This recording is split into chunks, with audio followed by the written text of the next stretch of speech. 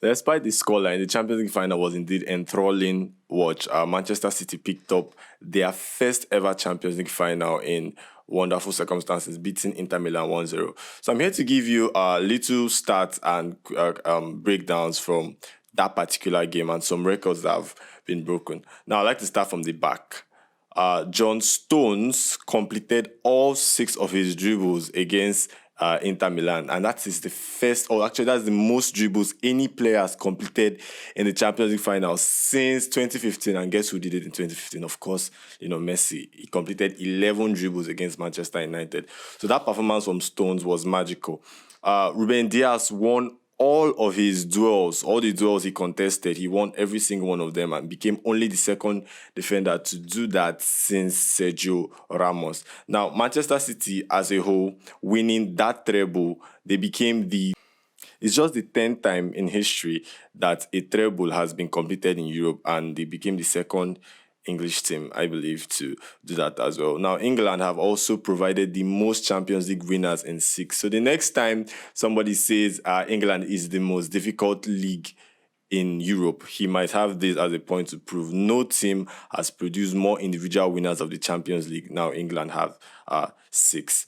Guardiola has won the treble for the second time in his managerial career. Remember, he did it first with Barca in 2008-2009.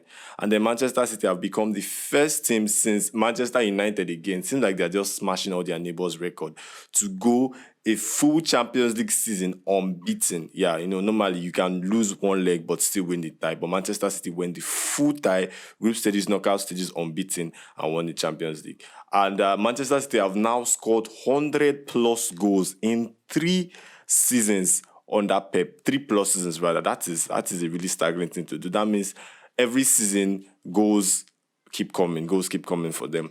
And also at the back, Ederson made a crucial 5 saves. That was his highest. He has never made 5 saves in a Champions League game this season, and he saved probably his best performance for the final.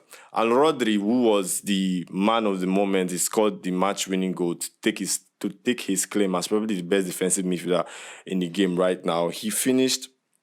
His goal meant that he was the last central midfielder or central defensive midfielder to score in the Champions League final since Casemiro did in 2017.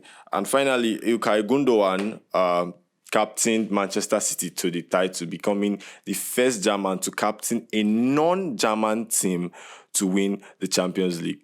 De Bruyne is also in the record books, but obviously not for very good reasons. He became only, I think, the first and one of the few players to be subbed off in consecutive Champions League finals. Remember, he was subbed off early in the second half against Chelsea when they played the final in 2021. And this season against Inter Milan, he was also subbed off earlier in the first half. He was replaced by Phil Foden, who coincidentally became one of the youngest players to win the Champions League, Premier League, in fact, to complete domestic football in England. Coincidentally, speaking of completing domestic football, Julian Alvarez is now the youngest player to complete football in general, like World Cup inclusive and Copa America inclusive.